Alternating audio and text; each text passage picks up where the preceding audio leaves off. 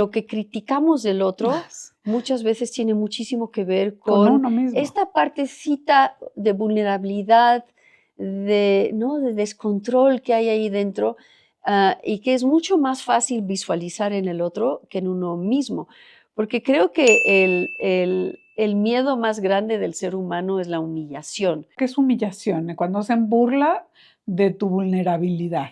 Porque por eso se genera estos círculos de que yo me burlo de ti, ¿no? Pero yo me burlo desde este lugar de muchísima fractura que no he podido elaborar, que no he podido pegar.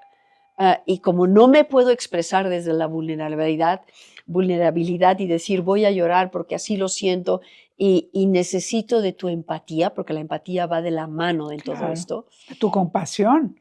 tu compasión, mejor me vuelvo cínica, me vuelvo sarcástica.